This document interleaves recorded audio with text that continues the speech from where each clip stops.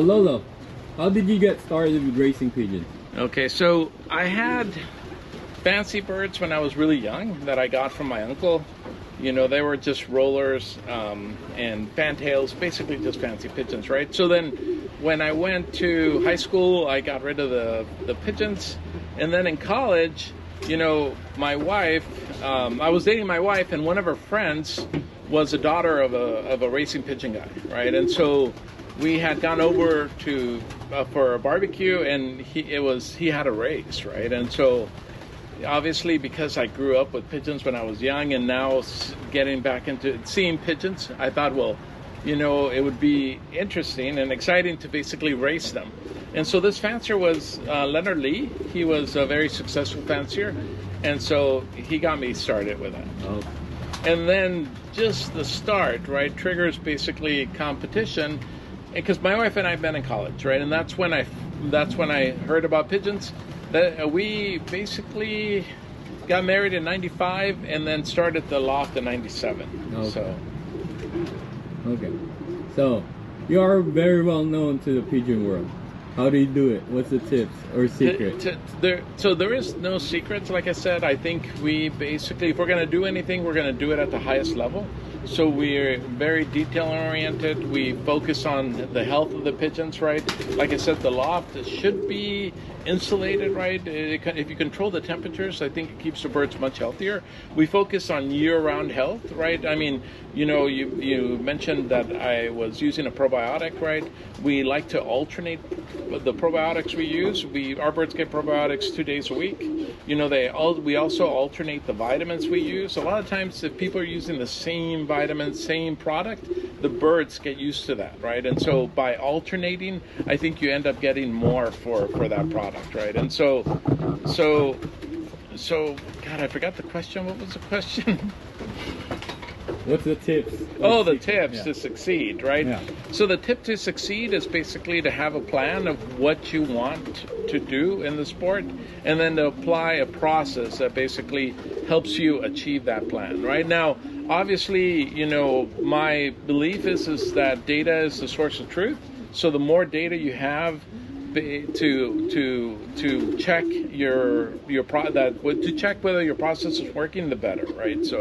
So basically, proving out the pigeons, right? And you yourself don't have to do all the proving. I think if you basically sell pigeons or give pigeons to your friends, right, to basically help you test the pigeons out, I think that's the important part, right? And so you want to participate in races that you learn from, right? If I send birds to a race and I don't learn anything, then that race is no longer on my list to send to, right? So my thing is it's not about basically winning money. My thing is about which races do I select that I can learn the most from. Okay. So did you have mentors when you started? So I had mentioned one of my very first mentors. I know that maybe he's got a reputation, right?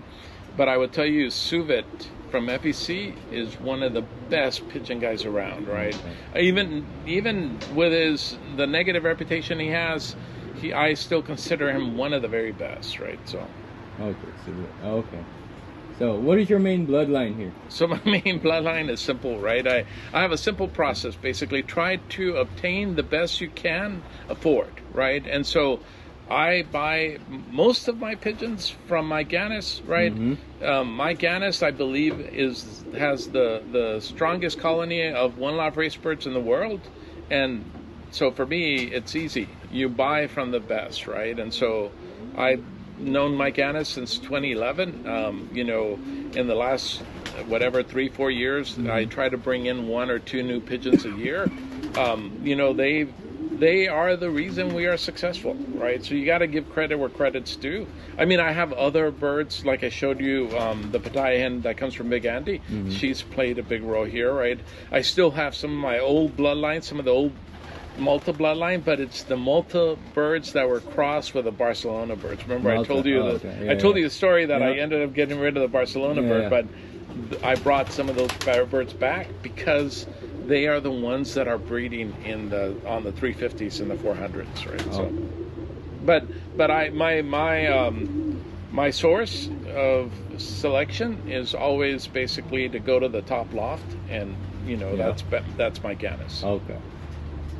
So, what is the definition of a super pigeon for you? So for me, like I said, everything is simple, right? I know that somebody asked that question, and I read your answer. And for me, everything's about data. Data does not lie. Data is the source of truth, right? So the more data you can collect, the more information you can get, the better. That's what starts basically generating stats, right? Stats are key, right? Mm-hmm. So the more stats you have that show that specific birds are basically breeding high percentage of winners, to me, that is a super breeder, right? So, I mean, I would say GFL 78, and as you see, I always use super breeder. He is a super breeder. 67, father and grandfather to 67 first places, that's not easy. Florian from Jonah Milka, that's a super breeder. I mean, that's pretty obvious, right? Okay. I mean, Thomas Baldwin, he's got tons of super breeders, 1148 being one, but he's got a lot, right? And so, but I believe that there is, I mean, I want to mention Mike Ganus. Mike Ganus probably has the more super breeder than most people, right? And so I want to make sure not to leave him out. But Great Connection, Colvenbag, I mean, there's tons of One Loft Race guys. But what makes them special is that they're able to consistently do this year after year. You always have people that come into the sport and then hit, right? But can they consistently do this year after year? That is what makes them special. Now, if a specific bird is basically showing through results that he's generating a high percentage of winners, that to me is important, right? Or that to me is what I call a super breeder. Okay. So, if someone wants to buy from your best breeders, would you sell young birds from your best breeders? Wait, what did you say? Will I sell the young birds? Yeah. I always sell birds, right? Okay. So for me, I breed about 40 birds to send to One Loft Races, and then I breed another 20 birds to sell. Okay. Most of my sales are through word of mouth, right? And so if you want any kind of breeding, you just need to basically let me know, and I will set up that breeding, right? Okay. How can they contact you? How can they contact me? So you see, I have a Facebook, account of LK Corral, right? I also have an email that is basically lkcorral@me.com, but the easiest thing is basically through Facebook, right? Okay. And so the other contact is if you know a friend of mine, he most likely has my phone number, and you could always call me, right? So. Okay. What I did, sir, I contacted you with the messenger. Yeah. All right. So, do you do inbreeding or line breeding? So I do. I did a lot of line breeding. I don't like inbreeding brother sister, right? Line breeding. My form of line breeding is through the sex chromosome, right? And so the sire passes his sex chromosome to both the sons and the daughters. The mothers only pass the sex chromosome to the sons, right? And so if you're line breeding, what I consider true line breeding is through the sex chromosome, right? So how do you keep your birds healthy? I mean, it's simple, right? I talked about basically reducing stress. So keep your numbers low, that reduces the stress. Basically, birds are used to a routine. So if you feed at the same time, like we do here, right? If you feed a specific time during the day, feed them at that time during the day. If you're changing your feeding, or if you're changing a lot of things, it creates stress in the birds, right? Mm-hmm. And then also, I would say, my birds, I don't think they have a lot of stresses, right? I mean, if there was a hawk that was coming around and spooking them every day, that is a stress, right? So if your loft is in an environment where there's a lot of activity, kids, a lot of action that spooks the birds, I would say that's not very good, right? So it's just keep the stress levels down, use probiotics, vitamins yearly, use very good feed and grit, the entire year, and then most of all, I mentioned it and we'll mention it again, is basically rest. Right. So if you're going to breed during the breeding season. If it's time for the molt, then it's important that the birds go through a good rest period, right? And then also try to basically not overfeed your birds, right? I think a lot of people sometimes overfeed, and I think that's not healthy. I mean, I overfeed is not healthy for me either, Okay, Lolo. What is your greatest achievement in pigeon racing? In pigeon racing, oh man, some of my favorite memories, Yeah, right? favorite. So when we loft flew, we had a famous pigeon that had a band number of 1, and we called him Uno. Man, it was Uno. so Okay. exciting to see him on race day being the first bird, Yeah. right? So it was super exciting. You know, we also had a hen we called Envy, and Envy was the other mating, because so Envy was basically a mating of, Uno was a mating of Great Expectations to Young Bull, right? Envy was the breeding of basically Great Expectations to Malta. Envy basically was 5th AU Hall of Fame, Uno was 1st AU Hall of Fame, right? But, you know, the fact that you were able to breed such great pigeons, right? That is the satisfaction, right? So whenever I feel like I bred something super, to me, I feel like I'm doing my job, right? And so, but it all starts with basically health, right? The molt is super, super important, right? And so my satisfaction's, you know, naming some super birds. Yeah. You know, like the All Heart is the bird that was dominating in the first World Days Challenge. You know, first place was $300,000, right? It was an average speed race of 6 races. After the 5th, we were ahead by 28 minutes. That is not easy, especially competing against in the world, right? That is a great satisfaction. Now, she did break her leg, and we didn't win the $300,000, but still, it's a bird that people still talk about, right? East Coast, right? That's another super bird, right? I mean, that a lot of people still remember, right? So, and there are other birds, right? I mean, you see, you know, 78 and 74, to me, that pair is, you know, it's a special pair that a lot of people are aware of, right? 78, I think a lot of people know 78, and a lot of people will remember 78 once he's gone, right? So that's what I'm proud of, is basically the breeding. Okay. Yeah. All right. Question. All right. Go. So, how do you know Mike Ganus? And I see you got a lot of birds from Mike. So how do you know Mike Ganus? So Mike is one of the smartest guys that I know in the pigeon sport. One of the most successful guys in the pigeon sport, right?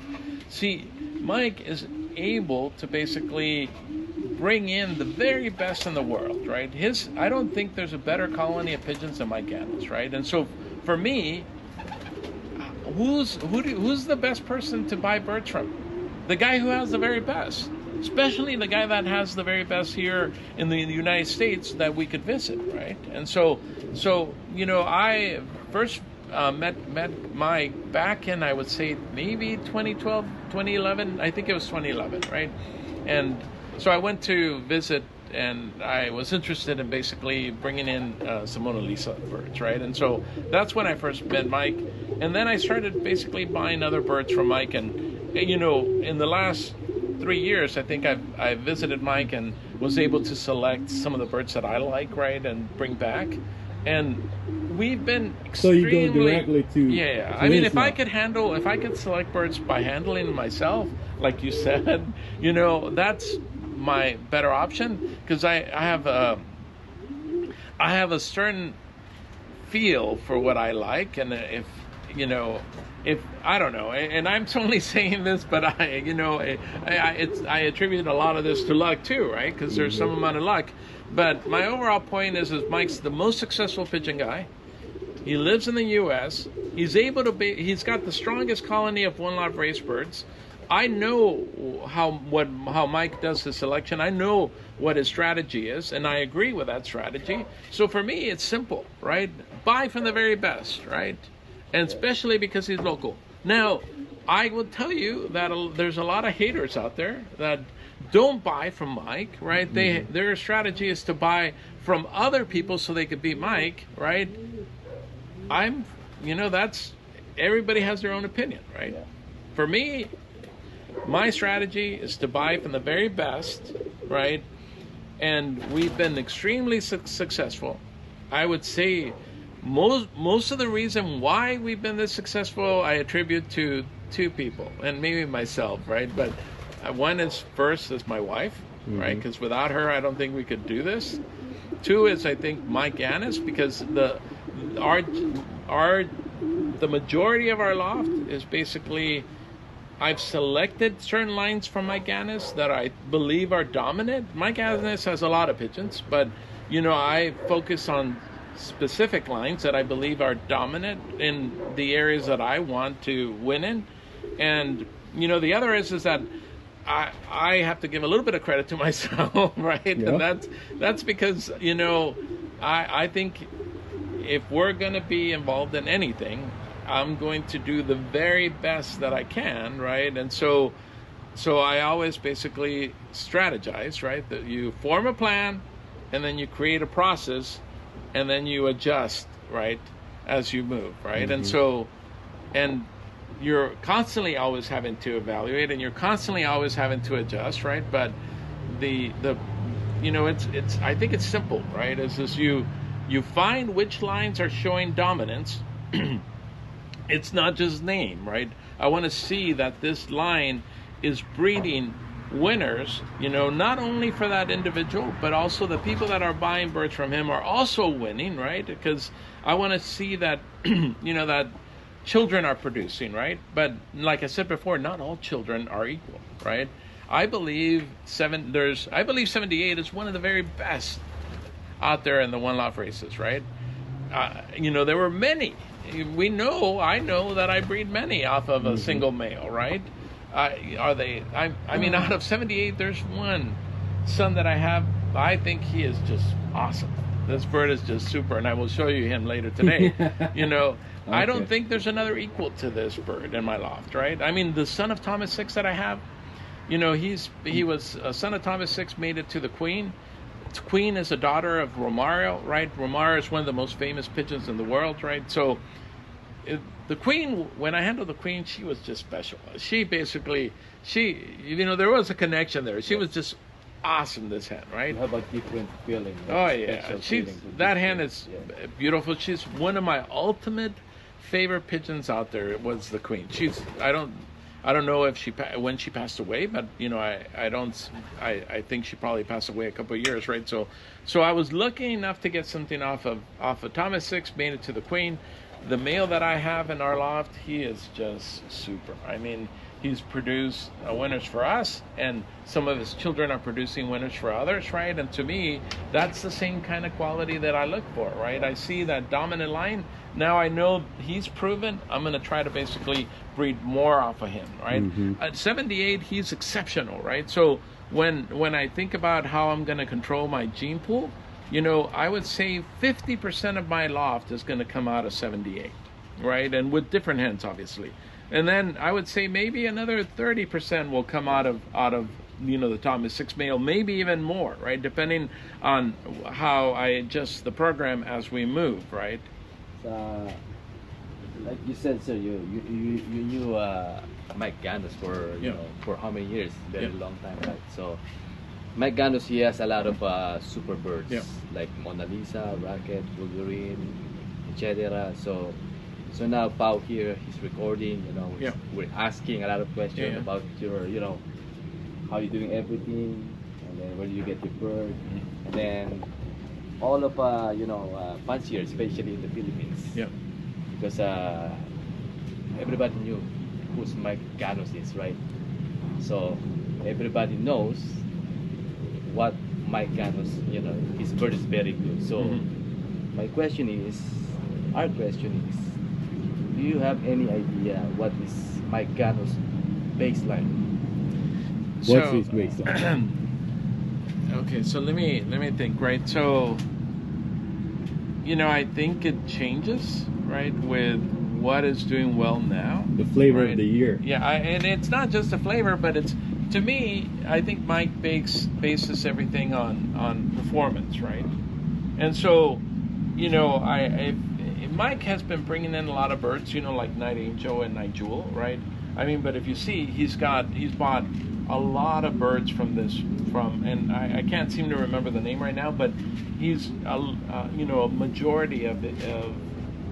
He's got more than a handful, say, out of this family of line, right? And they're all performing well, right? Cloud 9, Night Angel, Night Jewel, he's got many others, right? So I would say that is a group of birds that I think are doing super, right? And so I have to add that set of birds, right? I have in my loft a daughter of Night Jewel, and then I have another daughter of Night Angel. I think the Night Angel is the mother to the daughter of Night Angel is the mother to my best bird flying in Mexico this year.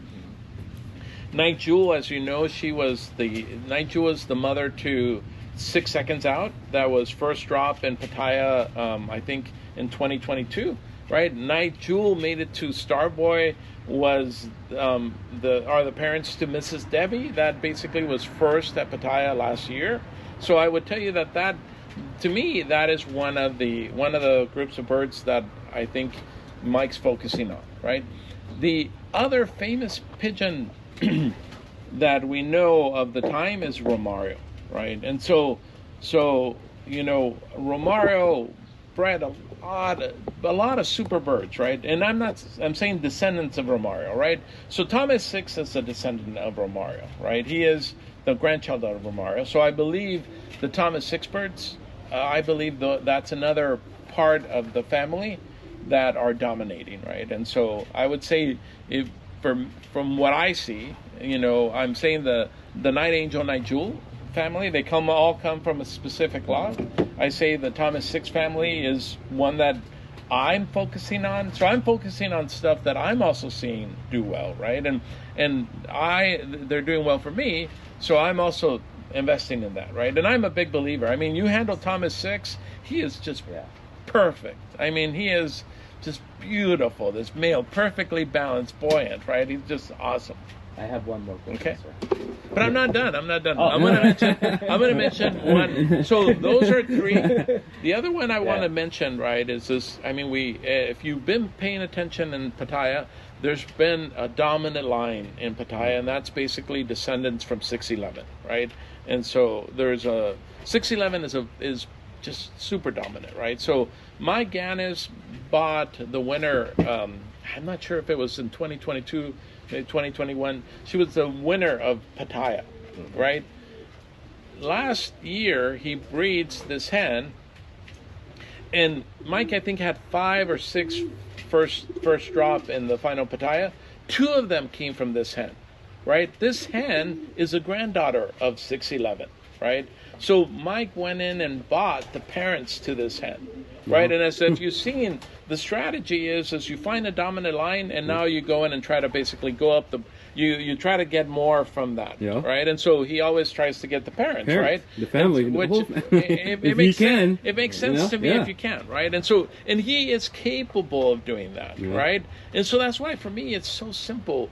He is the top One Loft race guy in the world, right? And he lives here in the United States. And so for me, I'm going to try to get the very best that I can. And so I'm going to go to the very best, right? That is Mike Ganus, right? So I talked about basically Night Jewel, Night Angel line, right? And there's many more, in that line, right? I also talked basically about Thomas Six, exceptional pigeon, right? And then now it's 611. So he bought basically the winner of Pattaya that comes out of the Golden Couple. So now he bought the Golden Couple. And so I would say that's the third. In my opinion, that's basically the third. Obviously, we have Wolverine. That's an older line, right? I also have Wolverine here. But if I had to pick the top 3 lines at Mike Ganus right now, that's what it would be, right? The Golden Couple, with the daughter, it would be Thomas Six, and then it would be Night Jewel, Night Angel. And in my loft, I have basically a little bit of all those 3, right? I bought a son off the Golden Couple, and I'll show you him. He's very young, right? So, I'm not sure how old, but I don't think he's 5 months old, right? So he won't be ready for breeding, but he will be ready for late hatch breeding next year. I think he's exceptional, right? I see something in this young bird. He comes out of really super genetics, right? So, that's Mike Ganus. Yeah. You went to Mike Ganus? No, I didn't handle. When I went to see Mike Ganus was last year. I don't know that he had bought the Golden Couple then.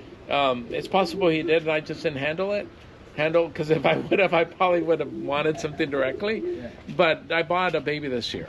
From him. Yeah. Oh, but you never handled. No, but he's special. Yeah. I mean, he picked it for you. yes, Yeah. he's very special. He's very special. Yeah, last year, right? I went to visit Mike, and he told me, "Man, I have this one baby that I think you're gonna really like, right?" And so I wanted something out of Raven, and so he had Raven made it to, and I can't remember the name of this hen, but it's this hen that was first Pattaya, right? That's out of the Golden Couple. And he showed me this baby, and he's really nice, right? And so, and Mike was saying that this baby is super. You're gonna want this baby. Sir, is he give you a gift card, or you always? No. Yeah, I buy, right? But believe me, business. believe me, believe me. I will tell you that. I'll tell you a story in just a second. Okay, so to tell you that the money comes back, right? So I went to Mike, and Mike said, "Hey, you're really gonna like this baby, right?" And so I wanted something out of Night Jewel too, right? So I was looking for like a Night Jewel and Raven, and I had. So Mike showed me this baby that he was telling me, you need to buy this one, right? And he showed me a pair of babies from Raven and Night Jewel, and I really like this one hen, right? And now I have her here. I'll show you the hen. And so I thought, man, I'm just gonna go with a Raven Night Jewel. You know the baby that he was saying you should buy? I think Poorhouse, is it? Poorhouse, yeah. He bought that, and that bird bred him already some super birds at Hoosier, right? And I'm like, man, I regret not buying that baby. I regret not buying that baby because he was nice. I mean, the other bird I bought was Starboy, and the reason I was buying Starboy is because I wanted something with more endurance, right?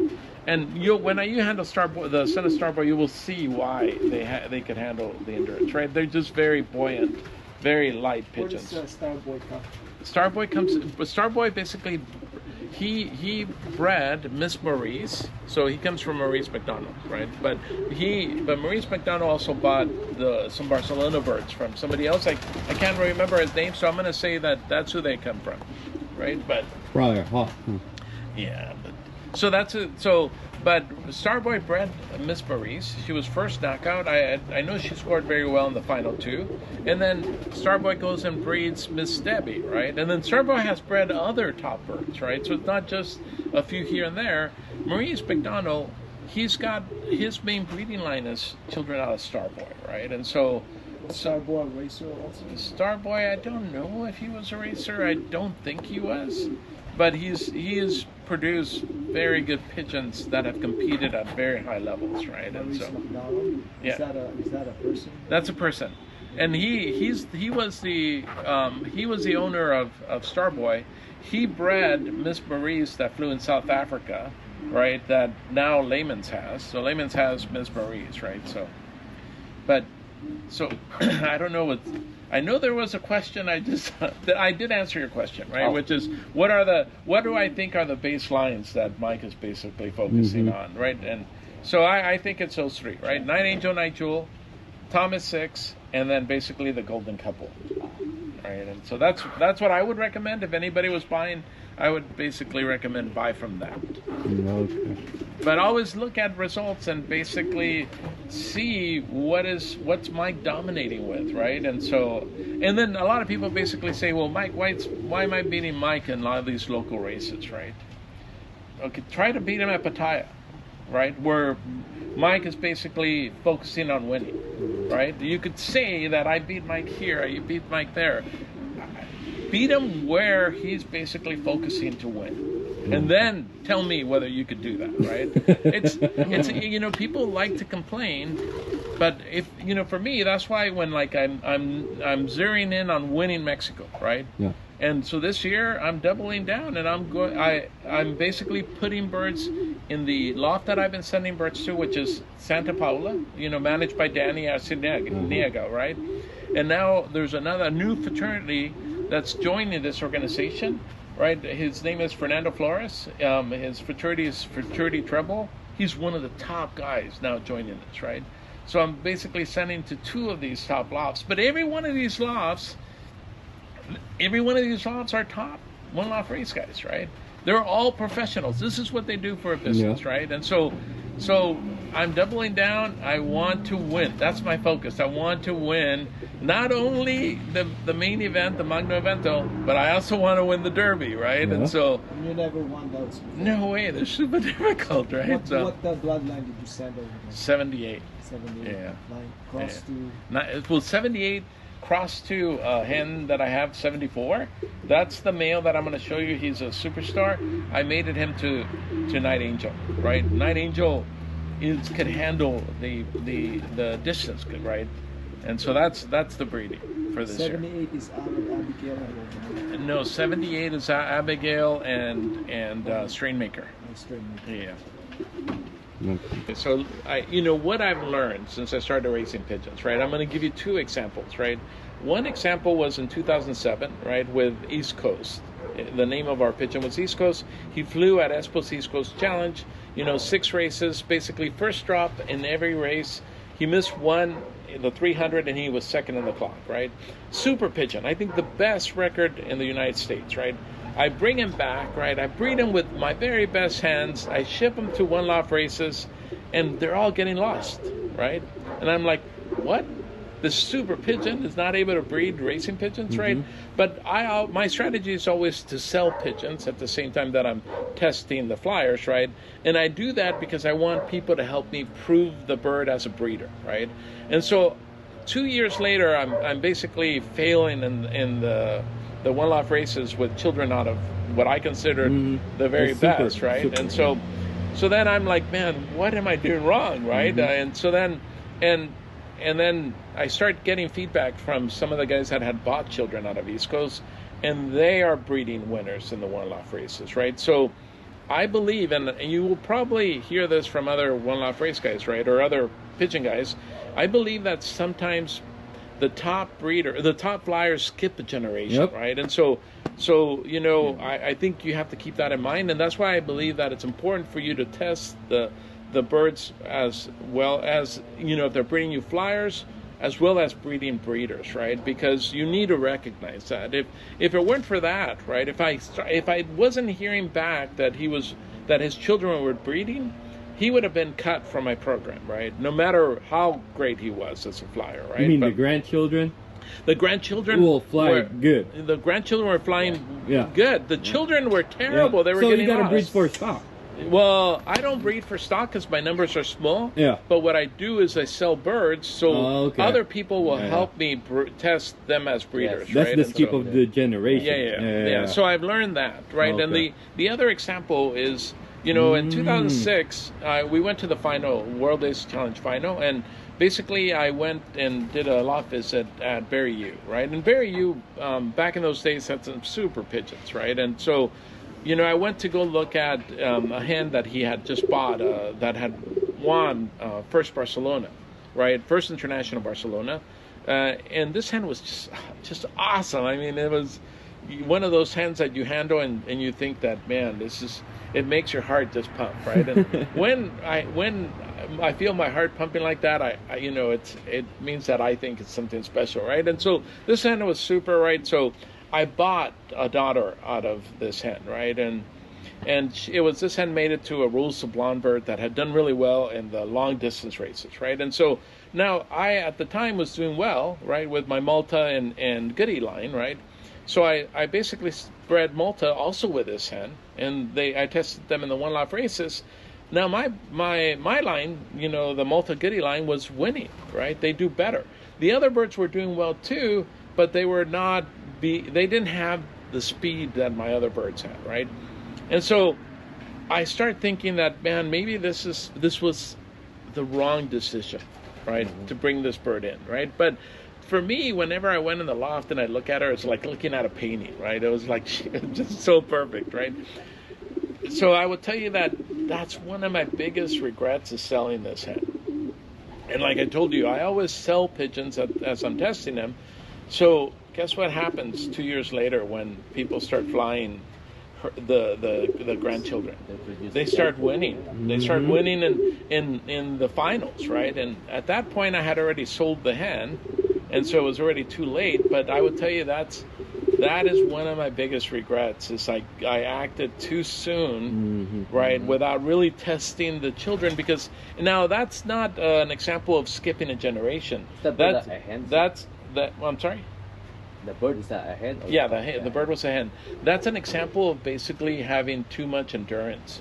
So it was the second generation where you added a little bit more speed to that you ended up basically getting the birds that were winning the finals, right? And so sometimes if you're bringing in a Barcelona bird or a bird with a lot of endurance, right? You basically have to add some speed to it, right? Test them out. And potentially, you need the another generation to cross within a little bit more speed. So you have to keep that. You have to basically be aware of all those all those things happening, right? And for me, those are two very good examples that affected me in how I basically judge and breed my birds now, right? But the main focus that I try to do is to sell at the same time that I'm testing them. Because I need more people to help me, test the birds. Because at the end, it's all about the results, right? And you being a small loft, I could only test so many birds. But if I basically start selling birds to other people, it basically it improves the information I get back, right? Because now I have a lot more people that are helping me test my birds out, right? So, how about sir? Do you believe that there's a bird like this bird is not good as a racing bird, but this bird is a good producer? Well, like the children of East Coast were not good racing birds. They'd all got lost, but they were very good breeders. So I think the answer is yes. I definitely believe that. Yeah. But the only way to prove that is, I don't know it from hand. Right, I cannot tell you this is a good breeder and this is a good racer. I don't know that. Yeah. So, but what I do know is that the results don't lie, right? That if you go to prove this and collect the information you need to make the judgment, that is what you need, right? Because back in the Philippines, I have the bird like that. I tried to raise her before. Yeah. Nothing. And I will tell you, there's so many people that have those kind of stories, right? And so you have to learn from them, right? Even I tried to breed her. Yeah. Especially if you're after the performance before you keep the bird as a breeder. Oh yeah. How do you keep that kind of bird and then find out the daughters and the sons? I do think if you're not selling pigeons, I do think you need to keep some for stock. And then I do think you need to test them out, right? So the only way to prove that something is successful in competition is to actually compete, right? And so you basically, it's data, right? You have to basically prove out your birds, but now it's even more difficult because you have to prove out that they're good racers or whether they're good breeders. But I am a strong believer that is a true statement, right? Do you do that yourself? That's why I sell pigeons. Yeah. I sell pigeons, and I will tell you, I will sell pigeons to somebody that I know is winning with my pigeons. I prefer to sell to them. Horacio Rodriguez, right? He has a large percentage of my pigeons. I would tell you, next to me, he's got more children out of 78 than I do. No, he doesn't have more than I do, all right? But he's got more children out of 78 than many other people out there, right?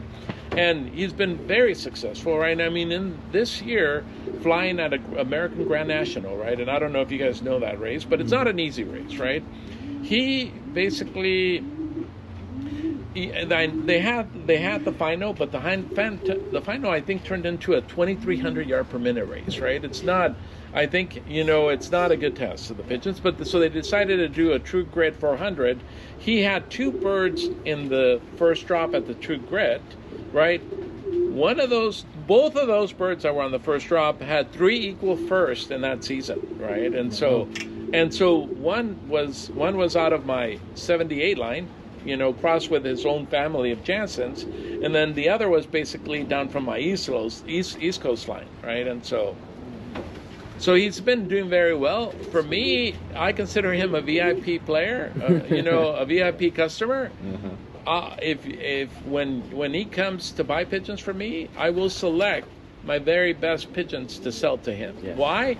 Because I'm interested in getting information back, Yeah. right? I'm interested in basically the more I learn, the more I could basically, the more effective I am. So I know that he's basically providing me with more information, right? If I sell pigeons to, say, customer A, and customer A never tells me anything, right? And he's winning with my pigeons, I will tell you, I'm going to stop selling him pigeons. It's not for me, this is not about the money, right? It's for me, it's about basically breeding something that could compete at the highest levels, right? For me, it's all about competition. The money is nice because it helps me basically pay for other birds, right? And I mean, really top birds are not cheap, but you know, I know that I had mentioned earlier that I will talk about money, right? So I bought a daughter out of Mike Ganus from you know, a sister to Thomas Six, right? And so I went looking for something out of Thomas Six, and you know, I wanted a hen, and so he shows me this hen. She had a gold band. Her band was her band number was 888, right? Okay. And so I handled this hen, and she was like, oh, she was so perfect, right? I mean, and I'm going to show you later, but she was just an awesome pigeon, right? And so now this hen was not for sale, right? I mean, Mike told me she was the not, one with gold bands are not for sale. No, Mike told me she was not for sale, right? And so, but he said, you know, he's got many other sisters that he'll show me, right? So he hands me one other sister, right? I know if Mike sees this, he's going to find this funny, but I did not want to give this pigeon back to Mike, right? I wanted this pigeon. So he hands me other hens. They're also very nice, right? But for me, you know, I have chosen, right? And so this hen was it. So, but Mike basically sold me this hen, right? And you know, and these are not type of pigeons you sell, right? I mean, they're. Well, no, it wasn't that. Mike knows that I do well with his pigeons, so he did sell me this hen, and you know, I paid a little bit extra for this hen, right? And and I'm not going to mention how much, but so the following year, I bred this hen to my son of Thomas Six that I have that I think is exceptional, right? But I had a lot of phone calls to basically put this pair together because people wanted to buy inbred children out of Thomas Six, right? So I bred, I think maybe 5 rounds, maybe 6 rounds. I know that I sold 10 out of 11 babies. If I remember correctly, I know I didn't get 12, right? But it was 11. So I sold 10. Those 10 babies paid for what I paid for this hen, right? And so the reason I'm saying this is sometimes you pay a lot of money for a bird, but I can tell you that I'm able to recover that cost by selling the birds too, right? And people that are buying from me, they're buying from me because they trust my breeding, right? And I mean, I have a lot of continued customers because they bought stuff, they were successful with my birds, and they continued buying, right? Right. An example, like I said, is Horacio Rodriguez. He's been successful for the last 3 years with crosses from my lines, right? And so, that's why he's one of my VIP guys, right? I mean, when he calls and he wants something special, he gets first dibs. It's as simple as that, right? I mean, sometimes I sold them a baby off of Starboy this year. I kept one for myself, and there was 2 that were almost identical, right? And I was like, man, which one do I keep for myself, right? So the day that I make the decision of which one I'm going to sell them, I just pick them. And then, because the other one I had already in mind that, man, maybe his vents are a little bit tighter, but the one that I picked for Horacio, when I picked him out, he was like, man, I don't know, maybe I'm making a mistake. But so we'll see in the next couple of years, did he get the better one? Or did I keep the best one, right? But I will tell you that for me, I'm happy either way. Yeah. And to be honest, I think I sold them the better one. Really? Yeah. And then later on, you're gonna find out. Oh yeah. And I can tell you, he's now become a very good friend of mine, and there's no problems with basically, you know, with doing co-breeding, right? And so that was it. So breeding is difficult.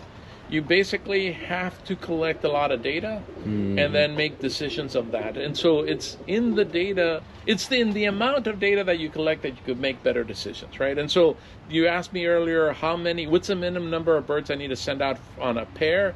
Minimum is 6 babies, right? Because I think the percentages aren't that great, and we want a lot of data, right? And so the more data you get, the better you're able to prove out your birds. If you're not getting data, you're keeping way too many birds, because you know, if you're not able to prove them out, then what are you doing? Yes. Right? So wasting your time. That's hard. yeah. Discipline is very hard. Yeah. But discipline is a process, right? And the then- process, yeah. the process basically you have to put in place. You need to be patient too. Oh, patience is huge, right? But patience is part of the data that Yes. comes back for you to make a decision, right? So question for Like you, what Lolo. happened to your hen, sir? Oh yeah. Oh, yeah. I could tell you that is always. I mean, this hen, I probably got rid of this hen maybe in 2006. I still remember that. I still remember how beautiful she was, right? I mean, that's one of the biggest mistakes I've done in racing pigeons. You know, and there's been a lot, but that's one of the biggest. You know. So, question. So, is club racing okay to test your birds to send to One Loft Races? I thought So, I thought I answered that earlier because we only did the club racing, and we stopped, and the very next year we sent to the One Loft Races, and we're successful. Right now, I will tell you that when we did club racing, we pushed the birds to where we could see exceptional pigeons coming from this, right? And so if you're doing club racing and you're doing it at a mediocre pace, or if you're doing it at an average pace, and then trying to go into the One Loft Races, I don't think you'll be successful. Give us an example of pushing your birds. I'll give you the example through results, right? So in 2004, we bred 7 of the top 10 champion birds in the combine, right? In 2005, our very last year, we bred 7 of the top 10 champion birds in the combine, right? Competing against John Namath, competing against Mike Smith, competing against Ramon Gonzalez, right? I'm mentioning names that people may be familiar with, right? They're very competitive. So we were very competitive, right? I mean, we like I said, we were very detail oriented, and I could tell you what we did to get the most out of our pigeons. But I mean, I'll just give you an example, right? So I think it might have been 2005. we had a money race, right? And so that week of the money race, I basically took off work, right? And so one thing that I tried, because I've read about this, right, is to basically we were training the birds in the morning, and we were also training them in the evening, right? So our birds basically would fly 30 miles in the morning and 30 miles in the evening. And so I did this for Tuesday, Wednesdays, Thursdays, and I think on Friday I might have just done the morning, right? And so we go to the club, right? People would always handle my birds, and now they're handling my birds, and then like, hey, your birds are not they're not all ballooned up, right? And so they're like thinking they're going to beat me, right? And so then it comes to the pools. Basically, I pull my top birds, right? And so then the race happens. We take all the money, right? And we take all the money, right? And it's like, what? People thought they were going to beat me because the birds weren't handling the way they did, right? The way that they used to handle, right? When was this? So when was this? Yeah. It was basically either 2000. I think it was 2005, our very last year, right? But we cleaned house, and people, they wanted to beat us, right? And so for me, that was like, now, did I push the birds a little too hard? Because we still had one more race. We had a 350 after that, and I can tell you the 350, we didn't get the results we are used to because I pushed them that hard to basically exceed in the money race, right? Because they gave it all. I mean, they were. I mean, that's why we clean house, What right? were you feeding the birds? So we back in the days did a light to heavy, and I don't, my last time flying locally was 2005, right? So we did light to heavy, right? We separated. So light to heavy basically just means a lot of barley at the beginning of the week. I mean, we start off with depurative when they get home from the race, right? On Mondays, it's probably 100% barley. We start increasing barley to normal protein, right? On Tuesday. On Wednesdays is basically high protein. On Thursdays and Fridays are your key days, right? Those key days basically are carbohydrates and fat, right? And that's how you basically get a little bit more, right? So we separate the fat from the carbohydrate. We have buckets for each, right? Yes. You basically feed them the fat, you let them eat all the fat, and then you feed them the carbohydrate feed, right? And they eat it. And they eat it evenly, and all the birds eat the same percentage, so all the birds are conditioned the same way, right? And so, I mean, sometimes we would basically get 16 birds on the drop, and it's like, how do you get 16 birds on the drop? Well, you know, one is, they're all from the same family, right? Two is they're all conditioned the same way. So, I mean, when I went training 100 miles, I expected all my birds on the drop from 100 miles, right? And when people say they don't get all their birds from 100 miles at the same time, I'm like, what's so hard about doing that? I'd always get 100% from 100 to 125, right? Whoa. And so now, God, where was I going next? Let me think. We thought about feeding. Yeah. So feeding, I mean, I think you've heard it. So you went light to heavy. We did light to heavy. Now, you know, obviously, if you're pushing your birds. If you're pushing your birds, you got to make sure that it's all about basically energy, right? You got to have enough energy that they need to complete the race, right? And then I would also add, and your energy is part of it, right? But you want, if your driver in a race is, you want him to also feel confidence, right? It's not only have the gas in the car to win, but he's got to build confidence, right? So for us, you know, we try to build confidence in our birds by basically releasing birds in smaller groups, right? One is we would always release birds in 3s and in 5s. Why is in 3s and 5s? Is because then my wife would know that it's a group of 3 following, it's going to be a group of 5, and we'd know, right? And so the other thing is we never loft loop, right? Once we started road training, it was all road training, right? And people would make fun of me that I was always on the road, and you're right, I was always on the road, but guess what? I was beating you, right? And then you started being on the road all the time too, to compete, right? And so, which is what you should do in young bird racing, because I think if you're not road training all the time, I'm going to beat you. Because everything else at home I'm doing right? It's the road training, so I'm now releasing them in 3s and 5s.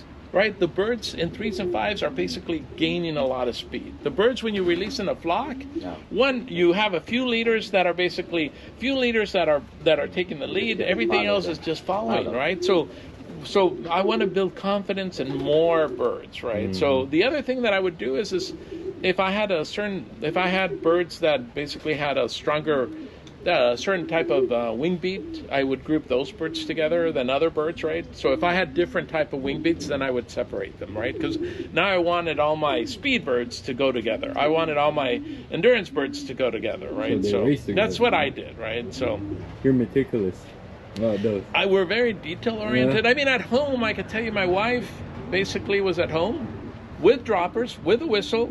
So every single training toss, the birds were basically trained to go in, right? And so they did not land and stay outside. If they did, my wife would tell me, this bird, basically, he's not behaving very well. We give him a couple more chances, unless he's hurt. If he's hurt, that's part of our learnings, is that sometimes they don't go in really quick because they're actually hurt, and you need to take a look into that, right? Your birds every week? We went every week. That's the only way to win first champion bird, right? Yeah. Is to push, right? Yeah. So our birds race every week, right? And so now we monitored the races, right? So if the race is going to be easy, then they're fed for easy. If the race is going to be difficult, then they're fed for difficult, right? And then the same thing happens on the receiving end, right? If it was a really tough race, then we want to basically increase their protein so that they could recover faster, right? Amino acids are key, right? I mean, those are key. I mean, your main days to really prepare is before the race and after the race. Those are your main days, right? I mean, the rest of the week is basically just getting the birds through cleaning their cycle, right? Amino acid, when do you give that amino acid? Thursdays and Fridays. That's in the water? Yeah. And also on Sundays when they come in from a race, depending on how difficult it's going to be. The other thing that I think is really important that we figured out is iodine in the water. It basically helps clean the birds up. You know, when we feed the birds a lot of fat, you know, the iodine basically helps with that, right? Our favorite vitamins was not red cell. I mean, we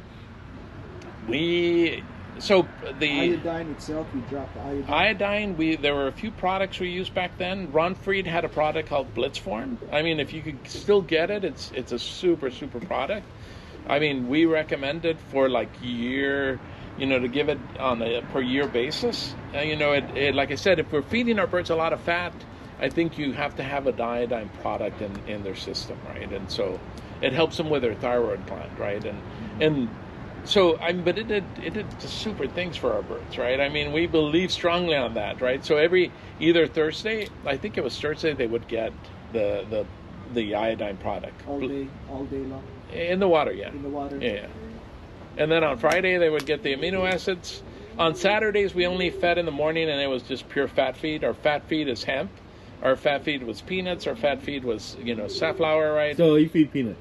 Yeah, we fed peanuts, but you got to make sure your peanuts don't go bad. You will. Your peanuts don't go bad. It grows inside the peanut. Yeah, if your peanuts go bad, your birds are basically you're going to see, right? And so our peanuts we kept in the refrigerator, right? So, I mean, we did everything. The birds too, yeah, we did everything. I mean, like I said earlier, and I think I said it without the camera, but reducing the stress of the birds are key, right? And so we had a loft, I think it was about 6 by 8 by around, I would say, say 24, right?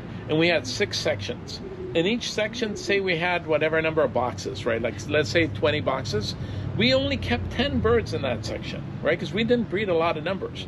But we basically wanted to make sure that the birds basically were calm, right? Like crowded. Exactly. So we also basically had covers for the windows.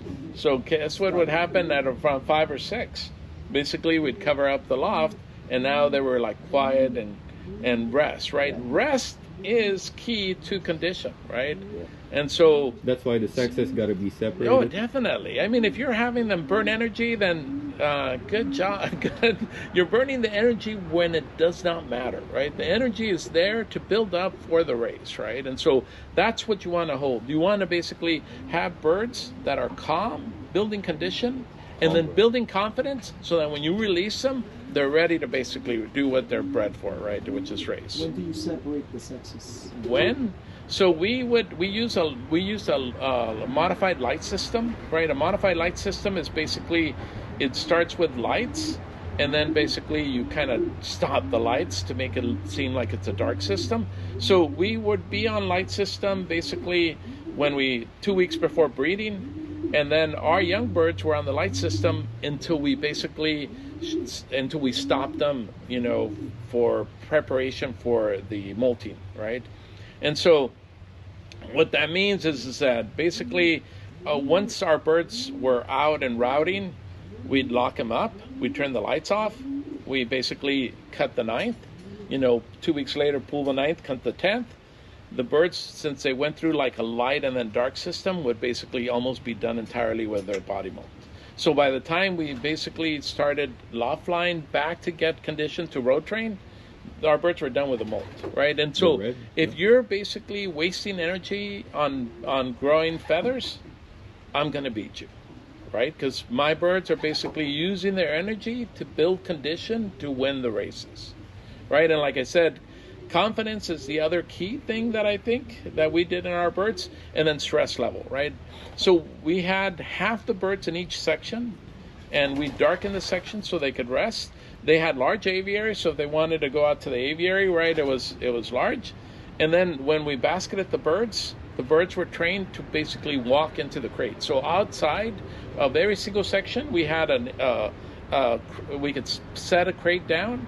We could open the door on the inside. I could basically basket about 60 pigeons in maybe a few minutes. And all I needed to do is turn on the lights in the loft in the morning, knock on the door on the side of the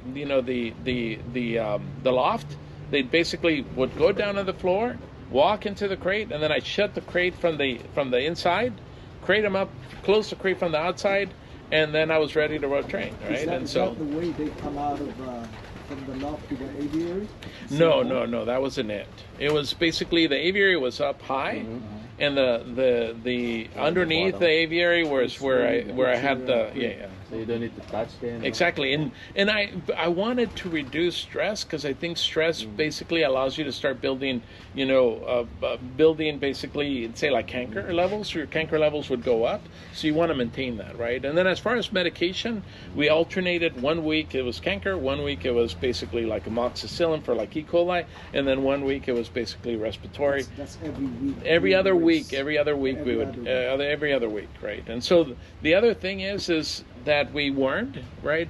Periodically we would worm. It's not because they had worms, but I think it cleans up their system, right? So, and then nowadays, right? I think the days of basically getting adenovirus, I think they're pretty much gone. I think if you vaccinate your young birds, with paramyxil rota, I think you could start eliminating the young bird sickness, right? And so it's recommended by the Herbots vet to vaccinate, 2 times a year. Obviously when we're weaning, we could vaccinate and then 3 weeks later vaccinate again. And I think you could eliminate young bird sickness. And you know how young bird sickness affects you when it matters, right? So it's when you start stressing them out, when the temperatures go up, right? And so, and how you recover from that, I mean, what we did back then was basically electrolytes, amoxicillin, only because they were basically, getting rid of everything, right? And then rest, right? Because rest is important. And rest, if you are not, so we would not loft fly, right? So like I said, our birds basically, our normal training was on Tuesday we go 30 miles, then 60 miles on Wednesdays, Thursdays, and Fridays. They would go 60 miles. In the shorter races, we would do 80 miles on Fridays, right? And then 80 miles before basketing? 80 miles on Fridays. So basketing was Saturday. And then they would eat on Saturday, half their portion, and then we'd basket, right? No greets on the floor? Grit. So I'm glad you brought up grit, right? So grit, we remove the grit probably on Friday, right, to kind of cut down on any additional weight. But so we believe that good grit is just as important as good feed, right? So we change our grit every other day, right? I mean, and you could do it every day, right? We do it every other day. We give them, I think, some of the top grit they could get. I mean, obviously we start off with a base of all-in-one. I have a combination of I mix another bucket of all the pick stones, right? Because it's just variation. And then I basically add candy seed, I add egg food, right? I add the, additional grit, I add to that. And then the same thing with... You're a big fan of grit. Yeah, if you're not using good minerals and grit, then you're not doing a good job. Yeah. Because the birds need it, right? And they tell you when they need it. And minerals, we do the same thing with minerals. We just basically, I mix all types of minerals into a single bucket, and then I give them back. The pink and the reds. And black, and everything. Yeah. So it's, but like I said earlier, management is key, not just genetics, right? And management, the good loft comes with that. So if your loft is basically, our loft was insulated, right? And so our loft would not vary in temperature from the day and night. And so if I walked in my loft at night, I cannot, one, it did not smell like pigeons, because one is I was not overcrowding, and two, there was enough good circulation. But two is, the birds are super quiet, right? Why? Because they're not being bugged by if they're being bugged and they can, and you hear them stepping, then they've got not parasites, they got mites that are bugging them. They're not able to rest. You want them to rest, right? If they're not able to rest, you're going to lose. They live underneath the scale.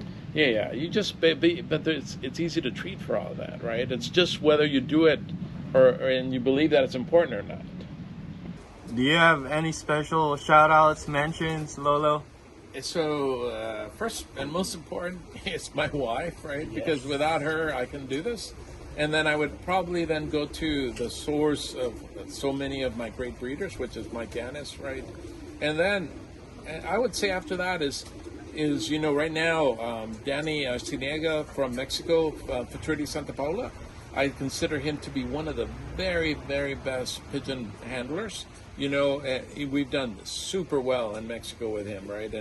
And so in next year, I'm looking forward to not only sending back to Danny's loft, right back to Santa Paula, but I'm going to start basically sending to Fraternity Trebol, that I think these two guys are going to dominate next year. And so my overall goal right now is just to basically win the Magno Evento and win the Jalisco Derby. You know, that's my goal. That's the ultimate goal, huh? That's my goal that I've set. Okay. Once I accomplish that, then I'll have to figure out what is the next goal. But that's my current goal. All right. Yeah. All right. Thanks, Lolo. Thank you. Thank you.